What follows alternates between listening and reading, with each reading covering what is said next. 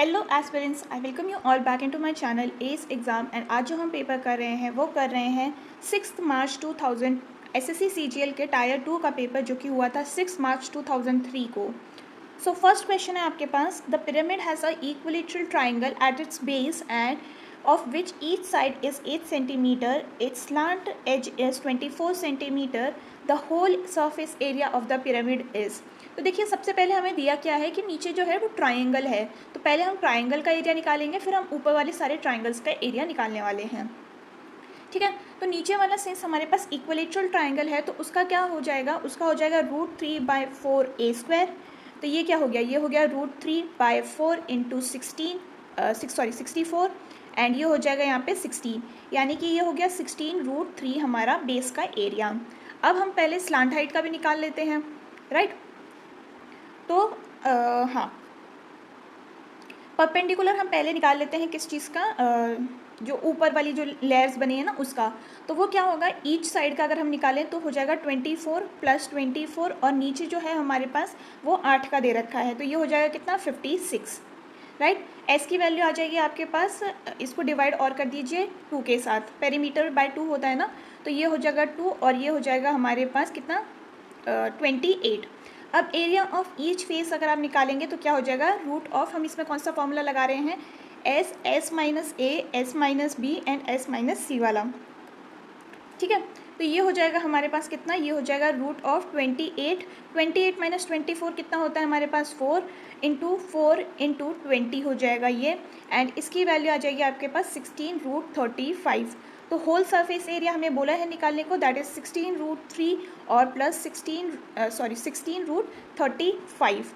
ठीक है, इसको 3 बार मल्टीप्लाई भी तो करना था, तो ये 3 से मल्टीप्लाई हो गया, तो यहाँ पे आ जाएगा 48। तो ऑप्शन नंबर 4 जो है आपका करेक्ट हो गया। नेक्स्ट है आपके पास क्वेश्चन नंबर 2 एंड ये कह रहा है the if 80 litre of milk solution has 60% milk in it then how much milk should be added to make milk 80% of the solution. ठीक है, तो अगर हम देखें पहले में 60% जो है वो मिल्क था, और अगर प्योर मिल्क की बात करें तो प्योर मिल्क कितना होगा हमारे पास 100%। रिजल्टेंट मतलब ये तो ऐड करने वाला है ना, तो सिर्फ मिल्क ही ऐड करेंगे तो 100% हो गया। इन दोनों का रिजल्टेंट जो है वो 80% आना चाहिए, तो ये हो गया कितना 20, ये हो गया 20। तो यहाँ पे हमें क्या है 1:1 का रेशियो आ गया है। गिवन हमें कितना दे रखा है, ये दे रखा है 80, तो यानी कि इंटू 80 करेंगे तो ये वाला भी इंटू 80 हो जाएगा, और 80 लीटर्स हम मिल्क ऐड करेंगे तो 80% ऑफ द सोल्यूशन बन जाएगा, which is option number 4 correct. So next question की तरफ आगे बढ़ते हैं। क्वेश्चन नंबर 3 है हमारे पास कि if the highest common factor of x and y is 15 and x then HCF of this and this is divisible by, हमें ये पता करना है। ठीक है, तो अगर हम यहाँ पे देखें HCF of x and y आपको दे रखा है 15, यानी कि अगर हम x को 15p मान सकते हैं और y को हम मान सकते हैं क्या 15q, जिसमें p और q जो हैं दो कोप्राइम नंबर्स हैं। ठीक है, अब हम फर्स्ट वाले को सॉल्व करते हैं इसको, that is 36x² minus 81y²। Right, इसमें से आप 9 को कॉमन ले लीजिए तो ये हो जाएगा 4x² माइनस 9y²। राइट, तो अब क्या होगा, ये हो जाएगा आपके पास a² माइनस b² का फॉर्मूला, तो 9 को आप कॉमन ले लीजिए, ये हो जाएगा 2x प्लस 3y और ये हो जाएगा 2x माइनस 3y। जहाँ पर आप x एंड y की वैल्यू पुट कर दीजिए तो ये हो जाएगा आपके पास 9 2 into 15p plus 3 into 15q, और यहाँ पे मल्टीप्लाई में नीचे ही लिख देती हूँ मैं, ये हो जाएगा 2 into 15p minus 3 into 15q। Right, तो ये हो जाएगा 9 इंटू 15 इंटू 15 एंड यहाँ पे हो जाएगा 2p प्लस 3q और यहाँ हो जाएगा 2p माइनस 3q। यहाँ हो गया 135 इंटू 15 और यहाँ हो जाएगा into 2p plus 3q minus 2p minus 3q। इसको थोड़ी देर साइड में रखिए एंड अब हम इसको दूसरे वाले पार्ट को सॉल्व करते हैं। तो इसमें से भी अगेन 9 को कॉमन ले लेते हैं, तो ये क्या हो जाएगा 9x² माइनस y², जिसमें से 9 हो गया, ये हो गया 3x प्लस y और 3x माइनस y। राइट, तो अगर आप देखें ये हो गया 9 इंटू 3 इंटू 15p और ये हो जाएगा प्लस 15p q, और ये हो जाएगा into 3p plus q and 3p minus q।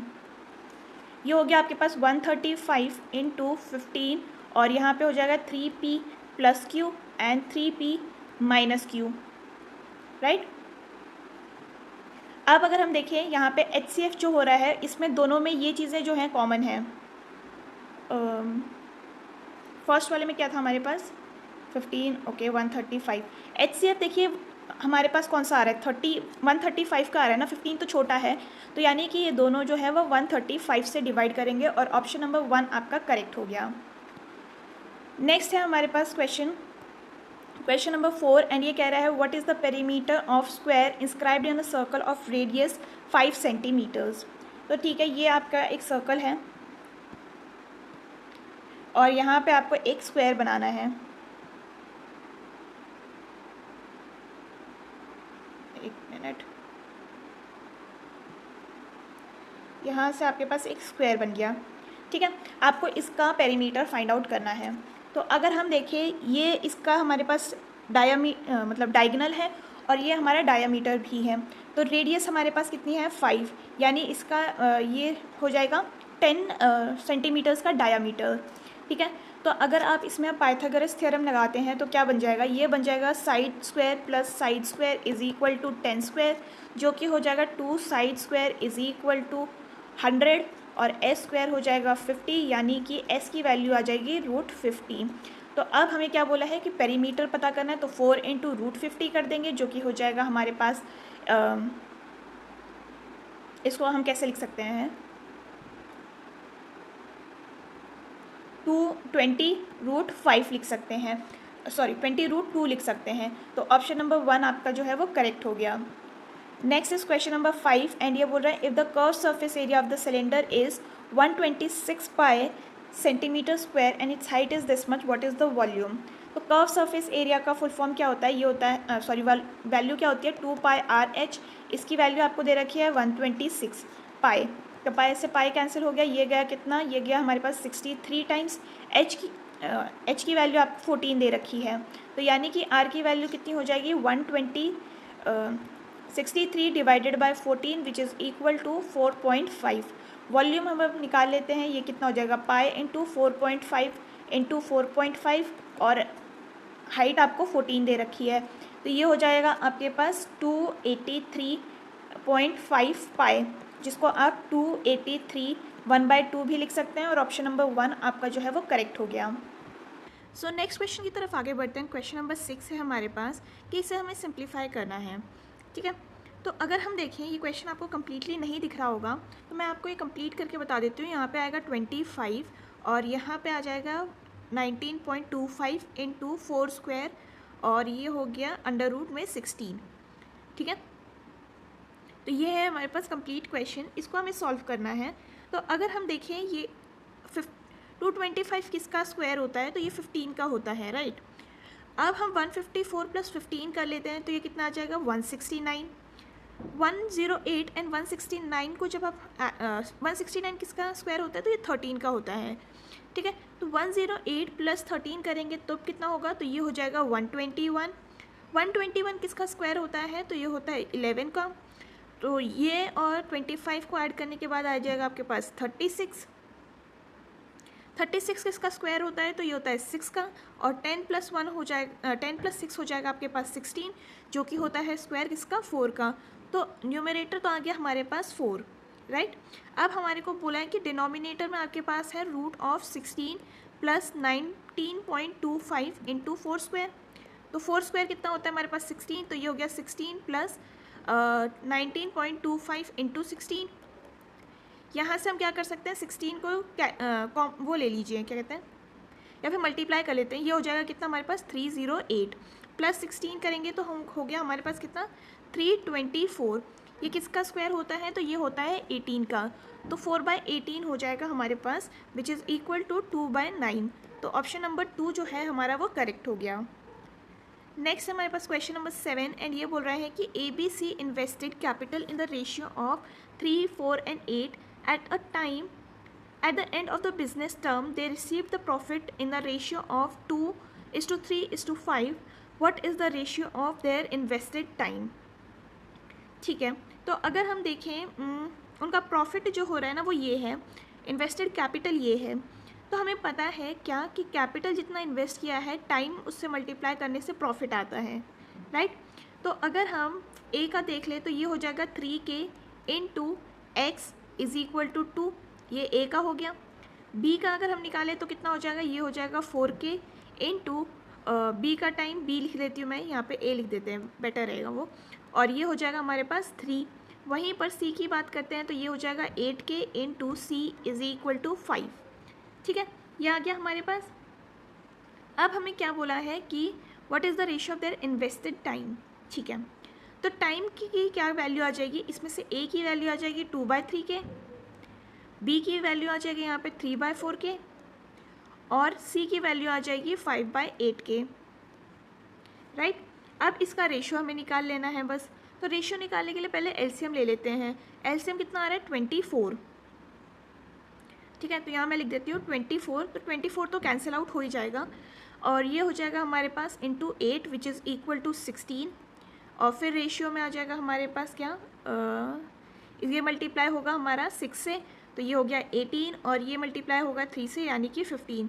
तो रेशियो जो है हमारे पास वो आ जाएगा 16:18:15 विच is option number 3 correct.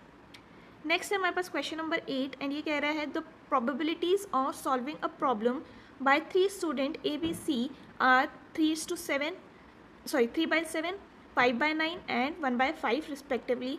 The probability that problem will be solved is, ठीक है। तो अगर हम देखें प्रॉब्लम इज सॉल्व्ड हमें बोला है, प्रॉब्लम इज सॉल्व्ड, ठीक है। तो ये हो जाएगा 1 minus problem is not solved, problem is not solved, तो ये हो गया 1 minus P of A dash plus multiply P of B dash और into P of C dash, ठीक है। तो अब अगर हम देखें ये हो जाएगा 1 माइनस 3/7, यहाँ हो जाएगा इंटू 1 माइनस 5/9, और ये हो जाएगा 1 माइनस 1/5, ठीक है। तो ये हो गया हमारे पास 1 माइनस 4/7 इंटू 4/9 इंटू 4/5, इसकी वैल्यू कितनी आ जाएगी, ये आ जाएगी हमारे पास 1 माइनस 64/315, जो हो गया 315 माइनस 64 डिवाइडेड बाय 315, और ये हो जाएगा हमारे पास 251 डिवाइडेड बाय 315, यानी कि ये प्रोबेबिलिटी हो गई कि प्रॉब्लम जो है सॉल्व हो जाएगी। तो ऑप्शन नंबर 3 हमारा करेक्ट हो गया। नेक्स्ट है क्वेश्चन नंबर 9, एंड ये कह रहा है कि Reshma covers 45 kilometre at a speed of 15 kmph by bicycle, 18 kilometre at a speed of 40 kilometre per hour by car, and another 6 kilometer at speed of 2 kmph on foot. Find her average speed for whole journey, ठीक है। तो पहले हम इसका time निकाल लेते हैं, एक मिनट। इसका टाइम कितना हो जाएगा, 45 divided by 15 which is equal to 3 hours। दूसरे वाले का टाइम है हमारे पास 80 divided by 40 is equal to 2 hours, और थर्ड का टाइम हो गया हमारे पास 6 kilometres divided by 2 which is equal to 3 hours। Total kilometre distance कितना है हमारे पास, तो ये हो गया 45 प्लस 80 प्लस 40 विच इज़ और डिवाइड में आ जाएगा हमारे पास घंटे कितने हो गए 8, ये हो गया 131 divided by 8 which is equal to 16.38। Option number 1 हमारा करेक्ट हो गया। सो नेक्स्ट क्वेश्चन की तरफ आगे बढ़ते हैं। क्वेश्चन नंबर 10 है हमारे पास, a dishonest dealer marks up his good by 50% and then gives a discount of 20% on the mark price. Apart from this, he uses faulty balance which reads 1 kg for 900 grams. What is his net profit percentage? ठीक है, तो देखिए वो एक बार तो इससे कमा रहा है कि वो ऑलरेडी उसको मार्क अप करके बेच रहा है, साथ में डिस्काउंट तो दे रहा है, तो उससे कोई फ़ायदा नहीं है, और वो 1 kg की जगह सिर्फ 900 ग्राम दे रहा है, ठीक है। तो अगर हम देखें 1 ले लेते हैं हम, कितना CP, उसमें वो इतना ऐड कर रहा है, दैट इज़ 50%, तो ये हो जाएगा कितना 0.5, साथ में वो 20% का डिस्काउंट दे रहा है, तो ये हो जाएगा 1 माइनस 0.2, कितना हो गया ये हो गया हमारे पास 1.5 into 0.8 which is equal to 1.2, ठीक है। अब उसका फॉल्टी बैलेंस के ऊपर हम देखेंगे तो वो कितना था, वो था हमारे पास 1000 की ग्राम की जगह पे वो सिर्फ 900 ग्राम देता था, ठीक है। और साथ में हम ये वाला और ऐड कर देंगे, दैट इज़ 1.2। तो ये कितना हो जाएगा हमारे पास, ये हो जाएगा 0 से 0 कैंसिल, पॉइंट हटा के 0 ऐड करते हैं, ये और ये कैंसिल, ये गया हमारे पास 4 और ये गया 3 टाइम्स, यानी ये हो गया कितना 4/3। तो अगर हम देखें उसका प्रॉफिट कितना है, तो वो हो जाएगा हमारे पास 1, ये इनका गैप कितना हो गया 1, और बेस में आ गया आपके पास 3 × 100 which is equal to 33.33। Round off करने पे आपके पास आ जाएगा 33%, which is option number 4 correct. Next आपके पास क्वेश्चन नंबर 11 एंड ये कह रहा है कि A B C is a right angle triangle at B. तो यहाँ पे बन रहा है ए बी और सी, ठीक है। A B is 12 centimetre, C A B is 60 centimetre, find the length of B C, ये आपको पता करनी है। तो आप इसमें क्या लगा सकते हैं, आप इसमें tan 60 लगा सकते हैं, जिसके बाद आपके पास आ जाएगा B C by A B. उसमें क्या हो गया, tan 60 कितना होता है √3, और ये हो जाएगा हमारे पास B C by 12 which is equal to 12√3। तो आपके पास बी सी की वैल्यू आ गई है 12√3 विच is option number 4 correct. Next है आपके पास क्वेश्चन नंबर 12 एंड ये कह रहा है find the number of diagonals of the regular polygon sum of whose interior angle is 2700, ठीक है। तो अगर हम देखें सम ऑफ इंटीरियर एंगल्स का फॉर्मूला क्या होता है, तो ये होता है sum of interior angle is equal to n-2 into 180 degree. ये कितना आपको दे रखा है, ये दे रखा है 2700 is equal to n-2 into 180। 0 से 0 कैंसिल हो गया, ये गया हमारे पास 6 टाइम्स, ये गया हमारे पास 90 टाइम्स, यहाँ पे हो गया ये 2 और ये हो गया 30, ये हो गया 15, यानी कि n की वैल्यू आ जाएगी आपके पास 17। अब हमें पता करना है इसमें डायगोनल्स कितने हैं, ठीक है। तो नंबर ऑफ डायगोनल्स के लिए हमारे पास फॉर्मूला क्या है, ये है n into n-3 divided by 2 which is equal to 17 into 14 divided by 2, और ये गया 7 टाइम्स, ये हो जाएगा हमारे पास 119 विच is option number 2 correct. Next है आपके पास क्वेश्चन नंबर 13 एंड ये कह रहा है कि in 5 years the simple interest on the amount of ₹X is 2/5 of the principal, the rate of interest per annum is. तो देखिए सिंपल इंटरेस्ट हमें क्या बोला है 2/5 of P is equal to P into R, and यहाँ पे हमें बोला है कि 5 years के लिए है। डिवाइड बाय करेंगे हम इसको 100 से, ठीक है। तो P से P कैंसिल हो जाएगा, 5 से ये गया कितना टाइम्स, ये गया हमारे पास 20 टाइम्स, ये गया हमारे पास 4 टाइम्स, राइट। कुछ गड़बड़ करिए क्या, 4 ओके 4 5 PRP, ठीक है, 2/5 R/100, ठीक है। और R की वैल्यू आ जाएगी आपके पास यहाँ पर 8 सही तो आ रही है, ऑप्शन नंबर 2 जो है हमारा करेक्ट हो गया। नेक्स्ट क्वेश्चन है हमारे पास क्वेश्चन नंबर 14 एंड ये कह रहा है कि find the value of given expression.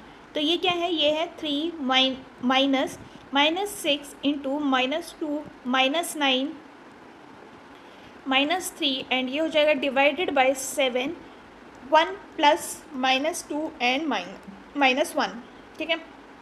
इसको सॉल्व करते हैं, ये कितना हो जाएगा -14, और इसको सॉल्व करते हैं, यहाँ हो जाएगा +2, तो यानी 1 + 2 कितना हो गया, ये हो गया 3, तो ये हो जाएगा कितना 14 डिवाइडेड बाय 7 इंटू 3, माइनस में है हमारे पास, और ये मल्टीप्लाई होगा किसके साथ, -6 के साथ, और यहाँ पे -3 है ही, तो ये हो जाएगा कितना मल्टीप्लाई में, ये हो जाएगा प्लस हो गया, ये वाला माइनस बाहर चला गया, एंड ये हो जाएगा हमारे पास 84, ठीक है। डिवाइडेड बाय हो गया हमारे पास 21, ये गया 4 टाइम्स, यानी कि हाँ, यानी कि ये कितना हो गया 3 - 4 विच इज़ इक्वल टू -1, और ऑप्शन नंबर 1 आपका करेक्ट हो गया। नेक्स्ट है आपके पास क्वेश्चन नंबर 15 एंड ये बोल रहा है the difference between the length of 2 parallel sides of trapezium is 12, the perpendicular distance between those 2 sides is 60 तो ये है हमारे पास 60। If the area of trapezium is this much, find the length of each of the parallel side. ठीक है, तो अगर हम देखें यहाँ पे हमें क्या दे रखा है, a minus B is equal to 12, यानी कि a is equal to B plus 12। ठीक है, अब अगर हम यहाँ देखें हमें क्या बोला गया है,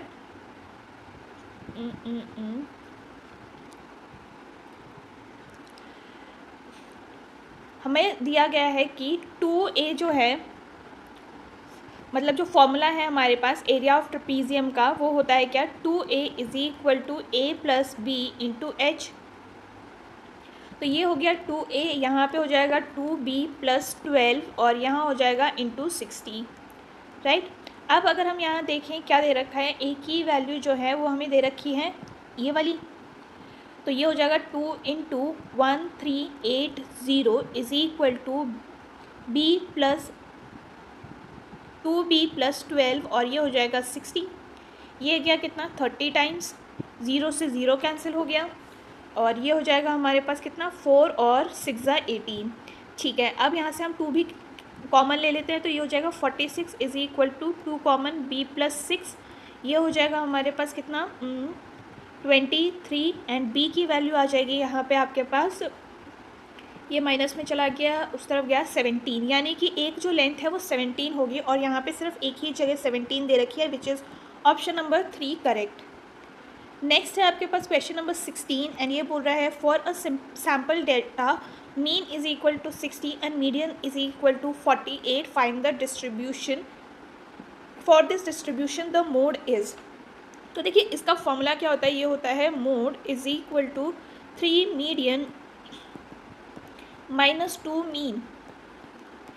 मीडियन कितना दे रखा है 3 इंटू 48 माइनस 2 ऑफ 60 और ये हो जाएगा हमारे पास 144 माइनस 120 इज इक्वल टू 24, यानी कि ऑप्शन नंबर 4 आपका करेक्ट हो गया। नेक्स्ट है क्वेश्चन नंबर 17 एंड ये कह रहा है हमसे कि the centroid of equilateral triangle P Q R is L. Okay, तो हम इक्विलेटरल ट्रायंगल बना लेते हैं, यहाँ पे है पी क्यू आर और यहाँ पे है हमारे पास centroid that is L. P Q की वैल्यू आपको 6 दे रखी है, तो लेंथ ऑफ पी एल आपको पता करनी है। तो देखिए अगर मैं यहाँ पे ए लिख देती हूँ तो पी ए क्या होता है, ये होता है √3/2 इंटू 6 दैट इज साइड, ये हो गया कितना 3√3। और कॉन्सेप्ट के अकॉर्डिंग हमें पता है क्या कि P L is equal to L A is equal to 2:1। ठीक है, तो ये कितना हो जाएगा, पी एल की वैल्यू तो अभी हमने निकाल ली, नहीं पी एल की निकालनी है हमको, राइट। तो अगर हम देखें ये कैसे निकालेंगे, P L is equal to √3 into 2 into 2 plus 1 is equal to 2√3 आपका आंसर आ जाएगा, which is option number 3 correct. Next है आपके पास क्वेश्चन नंबर 18 एंड ये कह रहा है find the exact value of cos 120। cos है यहाँ पे, तो cos 120 को हम कैसे लिख सकते हैं cos 120 को हम लिख सकते हैं cos 180 माइनस 60, राइट। अब हम देखें इसको, देखिए 180 है तो ये cos चेंज नहीं होगा, तो ये हो जाएगा क्या cos 60। और हमें पता है सेकेंड क्वाड्रेंट में क्या होता है कि ऑल सिल्वर टी कप्स, तो यहाँ पे जो है जो cos है वो नेगेटिव जाता है, राइट। तो हमारे को पता है कि यहाँ पे -60 हो जाएगा एंड cos 60 की वैल्यू क्या होती है 1/2 जो कि माइनस में है और ये हो जाएगा -0.5, तो यानी कि ऑप्शन नंबर 3 हमारा करेक्ट हो गया। सो नेक्स्ट क्वेश्चन है हमारे पास क्वेश्चन नंबर 19 एंड ये कह रहा है कि 4x² + y² is equal to 40 and xy is equal to 6, then find the value of 2x + y। Sorry, तो देखिए अगर हम ये करें कि 2x + y का होल स्क्वायर कर देते हैं तो ये क्या हो जाएगा, ये हो जाएगा हमारे पास 4x² + y² plus 4xy, right, यही बनेगा। अब अगर हम देखिए यहाँ सब्सटीट्यूट करना शुरू करते हैं, इसकी वैल्यू हमें दे रखी है 40 और यहाँ हो जाएगा 4 × 6 और ये हमें पता करनी है 2x + y। ठीक है, तो ये कितना हो जाएगा, ये हो जाएगा हमारे पास 40 + 24 which is equal to 64 and इसका अंडर रूट कर लेते हैं तो ये हो जाएगा 8, यानी कि 2x प्लस वाई की वैल्यू हो जाएगी आपके पास 8, which is option number 2 correct. Next है हमारे पास क्वेश्चन नंबर 20 एंड ये कह रहा है the ratio of number of coins of 25 पैसा, 50 पैसा and 2 rupees and 5 rupees is 5:4:3:1 respectively. If the total amount of the coin is 285, then the difference between the number of 25 पैसा and 5 rupees coin is, ठीक है। तो अगर हम देखें total value हमें कितनी दे रखी है, टोटल वैल्यू हमें दे रखी है कि ठीक है, पहले हम क्या करते हैं 25 पैसे का निकालते हैं, तो ये इसकी रेशियो में 5 दे रखी है, तो 25 × 5 कर देंगे, ठीक है। वहीं पर अगर हम देखें ये 50 पैसा का कितना है, तो 50 × 4 हो जाएगा। 2 रुपीज़ का कितना है, तो ये हो जाएगा हमारे पास 2 रुपीज़ को हम पैसे में कैसे लिख सकते हैं 200 और × 1 नहीं, ये है हमारे पास 3 ना, हाँ, और 5 रुपीज़ का हमारे पास 1 है, 500 लिख सकते हैं हम 5 रुपीज़ को एज अ पैसा × 1, ठीक है। इन सब का टोटल जो होगा दैट इज़ 125, यहाँ पे हो जाएगा हमारे पास 200, यहाँ पे हो जाएगा हमारे पास 600 और ये हो गया 500। इन सब ये सारे पैसे में हैं अभी, इन सब का टोटल जो है वो इसका पैसा होगा which is equal to how much, पहले इसको ऐड कर लेते हैं, ये 5 हो गया, ये 2 हो गया, 6, 8, 9 और 14 25 पैसा ये आपको दे रखा है। इसकी वैल्यू आपकी होनी चाहिए कितनी 28500। अब इसमें हम p की वैल्यू निकाल लेते हैं, तो ये हो गया कितना 28500 डिवाइडेड बाय 1425 और ये गया हमारा 20 टाइम्स, राइट। तो अगर हम देखें हमें किसका बोला था 25 पैसे का which is this much and 5 rupees का, ठीक है। इन दोनों में हमें डिफरेंस पता करना है, तो ये कितना हो जाएगा, ये हो जाएगा हमारे पास 100 - 20 विच इज़ इक्वल टू 80। तो 80 आपका जो है वो करेक्ट हो जाएगा which is option number 1। Next is question number 21 and ये कह रहा है the average marks obtained by Saloni in 4 papers is 51 and in 5th paper she gets 56 marks, what is the new average of 5 papers, ठीक है। तो अगर हम total निकाल लें, किसका टोटल निकाल लें 4 पेपर्स का, तो ये हो जाएगा कितना 51 × 4, इसमें हमें 56 और ऐड करना है, तो ये हो जाएगा कितना 24 and 56 which is equal to 260 और 5 सब्जेक्ट्स का रेशियो निकालना है, मतलब एवरेज निकालना है, तो ये हो गया कितना 52 times which is option number 1 correct. Next is question number 22. A and B can complete a work together in 48 days. A is 4 times as work efficient as B. In how many days can B alone do the work? ठीक है, तो अगर हम मान लें 4x जो है वो होगी A की वैल्यू और यहाँ पे B की वैल्यू कितनी हो जाएगी x, ठीक है। 48 डेज़ में ये काम ख़त्म कर लेते हैं, कितनी एफिशिएंसी से 5x की एफिशिएंसी से। हमें क्या बोला है, हमें बोला है कि ये B कितने दिनों में अलोन काम ख़त्म कर लेगा। B की एफिशिएंसी नीचे लिख देते हैं, तो ये और ये कैंसिल हो गया, इसकी वैल्यू कितनी हो जाएगी 40 एंड ये हो जाएगा हमारे पास 24, यानी B जो है वो 240 डेज़ में काम ख़त्म कर लेगा which is option number 3 correct. Next question है आपके पास question number 23, for what value of m will the system of equation this and this will have no solution, ठीक है। तो अगर हम देखें हमें दो इक्वेशंस कैसे दी गई हैं, ये दी गई है हमारे पास 18x - 72y + 13 is equal to 0 और यहाँ हो जाएगा 7x - my - 17 is equal to 0, right. अब अगर हम देखें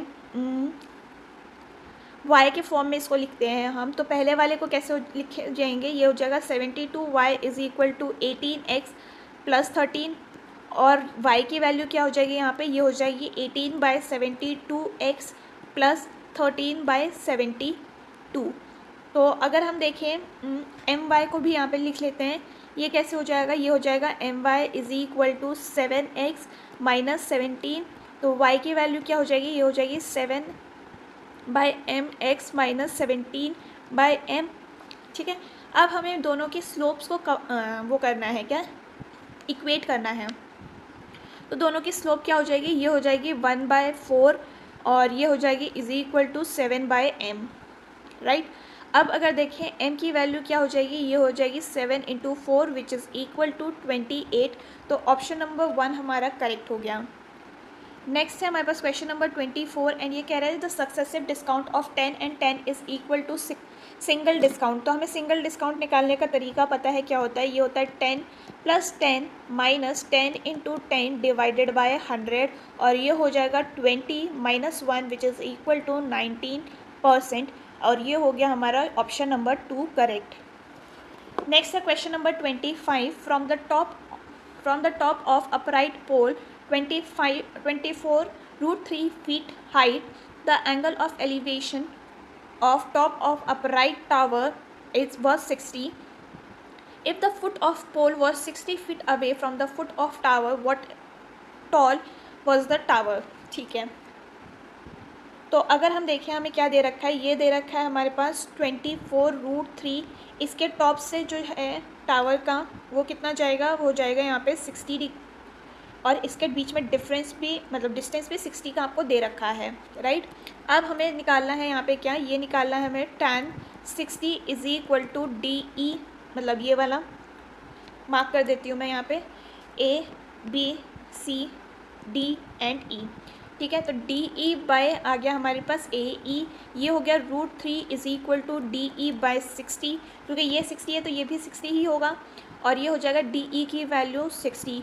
साथ में हमें ये वाला जो लेंथ है ना वो भी ऐड करना पड़ेगा क्योंकि टोटल हमें बोला है, तो ये 60 रूट 3 प्लस 24 रूट 3 आ गया which is equal to 84 root 3 जो कि है हमारा option number 1 correct. Next is question number 26 and ये कह रहा है which the mode of the following data is. तो देखिए मोड निकालने का तरीका क्या होता है, ये होता है कि आपके पास ज़्यादा नंबर ऑफ फ्रीक्वेंसी किसकी आ रही है वो आपको देखनी है। तो देखिए आप सारा सब कुछ लिखेंगे, इससे अच्छा आप देखिए ऑप्शन में आपको क्या दे रखा है 28, 27, 30 और 31। तो हमें 31 तो एक ही बार दिख रहा है तो ये तो नहीं होगा, 28 भी हमें एक ही बार दिख रहा है तो ये भी नहीं होगा, 30 भी हमको एक ही बार दिख रहा है ये भी नहीं होगा, 27 1, 2 और 3 बार दिख रहा है तो ये हमारा करेक्ट आंसर हो गया। Next is question number 27 and ये कह रहा है कि 6 years ago the ratio of ages of A and B was 7:5. After 4 years from now the ratio of their ages will be 11:9 then present age of A is, ठीक है। तो देखिए आज इसका शॉर्ट ट्रिक करते हैं, बिफोर 6 years की बात करते हैं तो ये कितना है A एंड B हमें दे रखा है 7:5 की रेशियो, वहीं आफ्टर 4 years का रेशियो हमें कितना दे रखा है 11:9, ठीक है। अब अगर हम देखें before 6 years that is 6 minus of -4 करेंगे तो ये हो जाएगा कितना 10 years, यानी कि अगर हम देखें इन दोनों के रेशियो में डिफरेंस कितना है 4 का, तो 4 का गैप किसकी वजह से आया है, ये गैप आया है 10 साल की वजह से, यानी कि एक साल में कितना होगा 10/4। तो हमें एज निकालनी है किसकी, ए की, प्रेजेंट की, राइट। तो ये हो जाएगा हमारे पास कितना 7 × 10/4 इज इक्वल टू 70/4 और प्रेजेंट एज करने के लिए हमें क्या करना है, इसको 6 ऐड कर देना है क्योंकि यहाँ पे हमें बिफोर 6 years बोला है। तो ये कितना हो जाएगा, ये हो जाएगा हमारे पास 94/4 which is equal to 23.5 and option number 3 हमारा करेक्ट हो गया। नेक्स्ट है क्वेश्चन नंबर 28 एंड ये कह रहा है कि Mrs Deepa Devi saves 30% of her salary if she receives this much on her salary what is her monthly expenditure. तो देखिए 30% तो वो सेव कर देती है तो खर्चा कितना करेगी 70% का, तो 42,000 का हम 70% निकाल लेते हैं और ये हो जाएगा कितना 0 से 0 कैंसिल, ये हो जाएगा 14 1 कैरी 28 29 और 2 0 यानी कि 29,400 जो है वो उसकी खर्चा है which is option number 2 correct. Next है question number 29 find the amount integral value only if the sum 6,500 is been borrowed at 10% interest per annum for 2 years if interest is compounded half yearly, ठीक है। तो अगर हम देखें यहाँ पे एक ही वैल्यू हमें पता करनी है, 6,500 हमारा प्रिंसिपल है, 1 प्लस ये हो जाएगा कितना 10% हमें बोला है, राइट। तो ये हो जाएगा हमारे पास 10 डिवाइडेड बाय 2 × 100 और टाइम जो है वो डबल हो जाएगा दैट इज़ 2 × 2 इसकी वैल्यू हो जाएगी 6500 और ये हो जाएगा हमारे पास ये गया कितना 5 टाइम्स और ये हो जाएगा हमारे पास 1.05 इंटू 4 और इसकी वैल्यू आपके पास आ जाएगी 7903.72 एंड सिंस इंटीग्रल वैल्यू हमें बोला है तो ये हो गया हमारा इंटीग्रल वैल्यू जो कि है 7900 which is option number 2 correct. Next है question number 30 and the number this is divisible by which of the following. तो देखिए 5 से ये डिवाइड नहीं हो सकता है क्योंकि 5 से डिवाइड होने के लिए लास्ट में या तो 5 चाहिए या 0 चाहिए, ये हट गया। 11 से डिवाइड होने के लिए क्या चाहिए होता है, तो 11 से डिवाइड करने के लिए ऑल्टरनेट जो है वो डिवाइड हो मतलब उनका सब्ट्रैक्शन करके आपको या तो 0 आना चाहिए या 11। तो ये चेक कर लेते हैं 1 + 5 इज़ 6, 6 + 2 इज़ 8, 8 + 6 इज़ 14, तो 14 हो गया ये। 2 + 4 इज़ 6, 6 + 1 इज़ 7, तो ये -7 करेंगे तो 7 हो जाएगा और 7 जो है 11 से डिवाइड नहीं होता है तो ये भी हट गया। अब हम पहले 8 चेक कर लेते हैं। तो 8 क्या होता है कि लास्ट के 3 डिजिट जो है वो डिवाइड होने चाहिए। तो 2 1 6 को हम चेक कर लेते हैं। ये गया कितना 8 2 ज़ा 16 और ये गया 56 और 8 7 ज़ा 56 होता है और ये हो जाएगा हमारा 8 से divide which is option number 4 correct. तो ये था about all the questions for today's question paper and अगर आपको ये वीडियो पसंद आई हो तो do let me know in the comment section. हम फिर मिलेंगे इन द नेक्स्ट वीडियो, तब तक के लिए अपना ख्याल रखिए। थैंक यू एंड जय हिंद।